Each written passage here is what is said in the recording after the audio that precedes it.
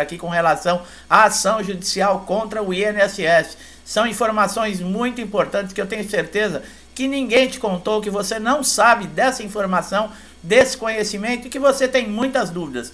Por isso, nesse caso aqui, nós vamos esclarecer nesse vídeo qualquer dúvida que você tenha e lhe mostrar como funciona realmente uma ação na justiça. O que acontece, quais são as chances que você tem para ganhar um processo judicial, quanto tempo leva para você receber, por exemplo, o pagamento de atrasados depois da sentença que o juiz publicar a sentença da ação favorável a você, qual é o período, o prazo para que você comece a receber esses atrasados. Existem mesmo atrasados? A partir de que período que eu vou receber? E o perito judicial, como é que funciona?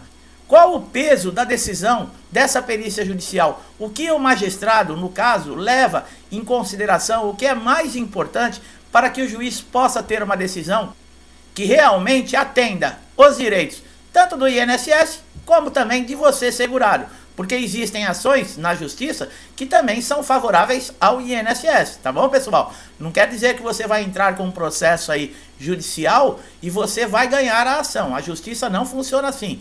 Para você conseguir ganhar uma ação judicial, seja ela contra o INSS ou qualquer outro tipo de ação, você tem que ter provas, você tem que demonstrar testemunha, você tem que ter muitos elementos favoráveis que vão dar base para que a lei seja cumprida. Porque se não for assim, qualquer um entra pedindo o que quiser, e se não tiver a lei, não seguir a lei, o magistrado vai seguir a sua própria opinião. E nesse caso, o risco de se fazer uma grande injustiça é enorme. Então nós vamos falar tudo relacionado à ação judicial nesse vídeo. Por isso é muito importante que você acompanhe esse vídeo até o final para que você não perca nenhuma informação. 10, 15 minutos que você assistir esse vídeo vale um conhecimento de meses ou até anos, para você não ficar perdendo tempo sem saber o que fazer quando o INSS, por exemplo, tomar uma decisão que não seja favorável a você. Então, meu amigo, minha amiga que estão chegando aqui pela primeira vez, vocês podem também aproveitar todos os conteúdos já existentes do canal, que já ajudaram muita gente, e eu tenho certeza que vai lhe ajudar muito também. Vai tirar muitas dúvidas, vai lhe mostrar caminhos, vai lhe trazer conhecimento. Como já ajudou muita gente aqui, vocês podem aí verificar através dos comentários do canal. Então não deixe de assistir esse vídeo até o final, porque você vai sair muito bem esclarecido. Bem, como nós falamos, vamos falar de processo aqui, especificamente de INSS. Um magistrado, para ele tomar uma decisão, ele se apoia em cima de leis. Existem as leis para que ele saiba o que realmente deve ser feito. E esse magistrado, ele tem todo esse conhecimento. Mas ele precisa de bases, precisa de elementos para tomar uma decisão, para se fazer cumprir a lei.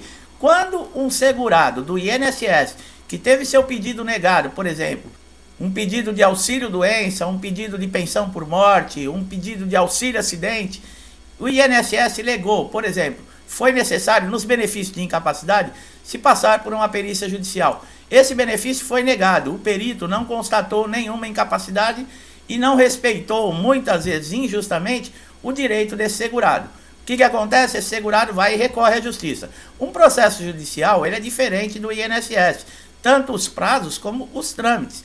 Existem elementos que, por exemplo, no INSS podem até passar, na justiça não. Como nós falamos, os elementos que vão fazer com que o magistrado se baseie na lei, quais são? São documentos, testemunhas, principalmente nós vamos falar da documentação atualizada, pessoal. Tanto no INSS como também nas ações judiciais, você apresentar laudos, documentos, laudos de fisioterapia, receituários, demonstrar para esse magistrado que você realmente tem a incapacidade. Isso é demonstrado não com a sua palavra, mas sim com a documentação. Por isso é muito importante estar atualizado, como nós falamos, um laudo médico com no máximo 30, 60 dias, com o seu nome, carimbo do médico, CRM do médico, o CID da doença, tá? No INSS é importante, mas também na ação judicial é muito importante. E uma previsão, por exemplo, de afastamento.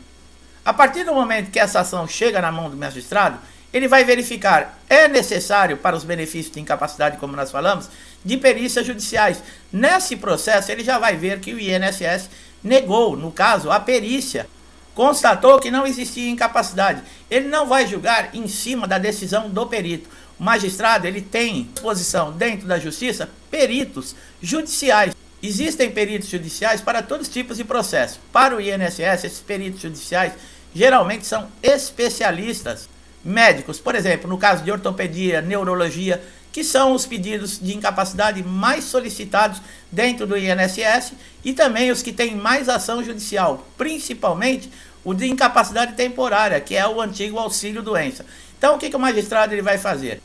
Ele vai convocar um perito judicial da sua confiança. E no caso, por exemplo, o problema é ortopédico, esse perito ele vai ser um especialista em ortopedia. O problema é neurológico, vai ser um neurologista, um especializado em neurologia.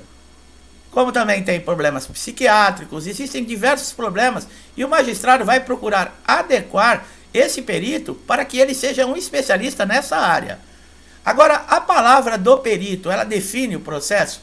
Veja bem, o perito ele tem uma responsabilidade muito grande. Inclusive, no caso, por exemplo, do perito não se manifestar com relação ao processo, ele pode perder até a sua credencial de perito judicial. Existem casos de punição dentro da lei para os peritos que não se manifestarem. Então, nesse caso, o perito judicial ele é obrigado a se manifestar. Mas será que ele é favorável ao INSS ou será que ele é favorável aos segurados do INSS? Deve haver uma imparcialidade, pessoal. Ele não pode ser favorável nem do INSS, também nem favorável a você, segurado. O perito está ali para analisar a sua incapacidade, para ver até que ponto você está sem condições de desempenhar a sua função, se ela é realmente temporária ou se é permanente, porque essa decisão é uma das que mais vai pesar quando o juiz pegar lá o processo e ler. A primeira coisa que ele vai ver, bom, o perito do INSS negou o benefício para esse segurado alegando que não existe uma incapacidade, mas o meu perito aqui judicial, ele constatou sim a incapacidade, inclusive se ela é severa, se ela é leve, ou então se ela é uma incapacidade permanente que pode gerar, por exemplo, uma aposentadoria por invalidez, que é no caso a incapacidade permanente, que também mudou o nome. Em muitos casos, processos aí que entraram, por exemplo, segurado solicitando na justiça auxílio-doença, quando chegou na frente do perito judicial dessa avaliação, esse especialista, no caso que o segurado estava sofrendo, ele verificou e diagnosticou que aquele segurado ele não teria mais condições de exercer nem a sua função, nem outra função. E o processo foi modificado de auxílio-doença, de uma concessão para auxílio-doença, para aposentadoria por invalidez. Muita gente não sabe disso, nós já demos essa informação aqui no canal, e o magistrado, no caso, aceitou a determinação, aceitou esse diagnóstico que esse perito judicial fez e mudou o processo e aposentou esse segurado por invalidez. E esse segurado havia pedido um auxílio-doença. Olha como é que funciona as coisas, pessoal. Muitas vezes a pessoa que é leigo, a pessoa que não tem conhecimento, que nunca teve contato com essa área, nem sabe disso. E você pode procurar aqui na internet, poucos canais falam sobre esse assunto. Nós já falamos em um vídeo aqui, eu não sei quanto tempo atrás, quantos vídeos atrás, mas nós já citamos que existe essa possibilidade. E existe realmente. Agora também existe a possibilidade do perito judicial indeferir, ele também negar, ele falar que você não está incapacitado para o trabalho, que você pode sim retornar para a sua função. E aí, o que acontece?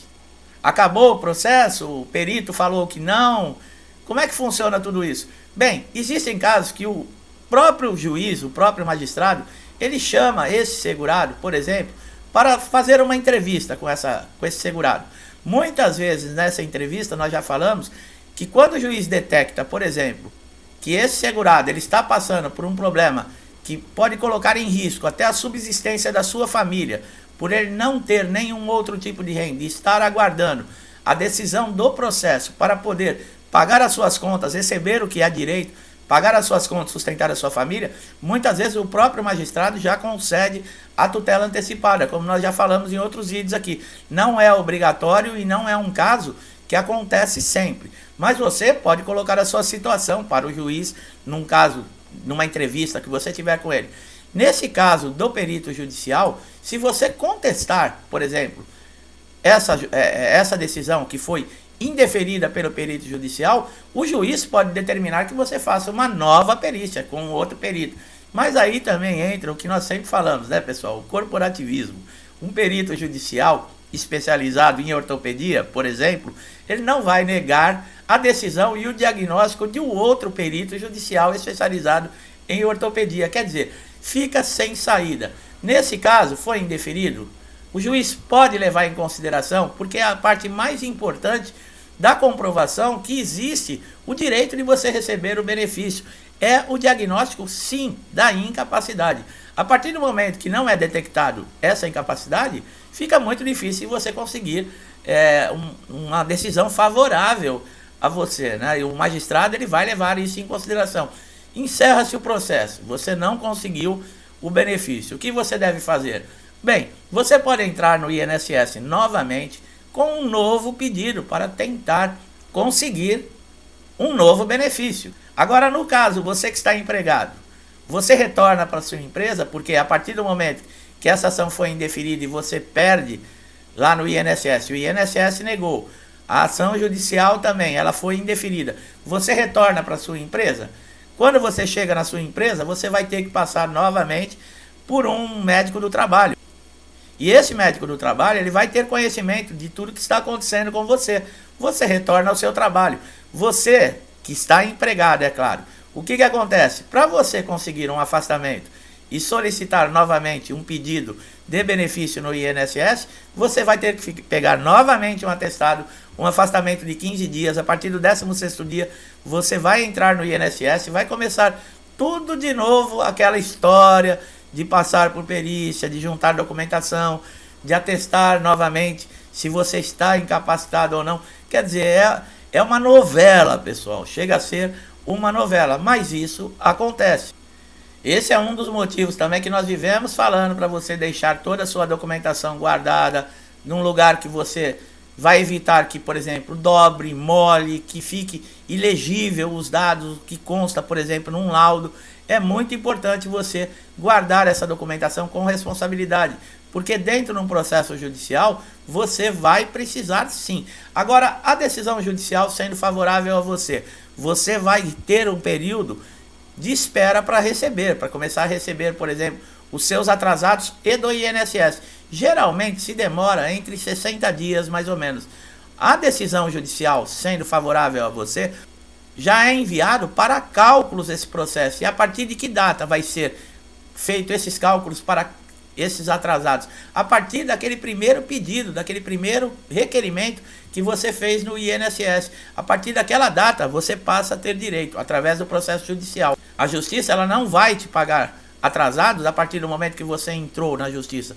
Porque lá atrás, no caso, o magistrado constatando a decisão favorável a você, ele reconhece que o perito do INSS está nula a decisão que ele tomou, o diagnóstico dele foi errado e você já tinha direito desde lá do primeiro requerimento. Então, a partir dessa data, lembrando que acima de 60 salários mínimos, esses atrasados eles são pagos em RPVs. O processo teve a decisão, foi feito os cálculos, você vai receber uma carta dizendo o banco que está o endereço, o valor que você tem a receber a partir de tal data. Você pega a sua documentação, segue para esse endereço para receber esse atrasado, que não pode ultrapassar 60 salários mínimos. Esses são pagos em requisições de pequenos valores, conhecido como RPVs. Acima de 60 salários mínimos, já passa para precatórios. Esses precatórios dependem de liberação do governo para você receber. Geralmente é feito uma vez por ano. Então pode demorar um pouquinho mais, mas você também recebe esse dinheiro. Então fique bem claro, pessoal, nem sempre uma decisão de um processo judicial contra o INSS ele é favorável ao segurado. Mesmo a perícia judicial também não quer dizer que o perito judicial ele vai ser favorável ao INSS ou favorável a você. Responsabilidade e imparcialidade ele tem que ter, porque isso também pode dar até problemas de responder na justiça e dar até prisão para esses peritos. Ele tem que ser imparcial, ele tem que fazer um diagnóstico. Por isso que a perícia judicial ela é muito levada em consideração comparada do INSS, porque o perito judicial ele vai te avaliar, ele vai ver o seu problema, ele vai ver a sua documentação, ele vai fazer um diagnóstico, tocar em você, ver até onde você está realmente impossibilitado para exercer a sua função. Nesse caso, ele diagnosticando, como nós falamos, é uma lesão leve. Não, é uma lesão grave que o impede para toda e qualquer função. Você sai aposentado por invalidez ainda, com uma decisão que você não esperava. Meu amigo, minha amiga que chegaram aqui a primeira vez, eu espero que esse vídeo tenha sido esclarecedor, que tenha tirado dúvidas, que tenha lhe levado conhecimento. Conhecimento é alguma coisa que ninguém tira de você. Se você gostou do nosso trabalho, não deixe de dar um like aqui no vídeo, se inscrever no canal, ativar o sininho de notificação para sempre estar recebendo nossos novos conteúdos. Meu amigo, minha amiga que estão sempre aqui comigo, muitos desde lá do início do canal, eu não canso de agradecer, meu muito obrigado, que Deus lhes abençoe, traga paz, harmonia, muita tranquilidade para você e para toda a sua família. Um forte abraço a todos e até os próximos vídeos.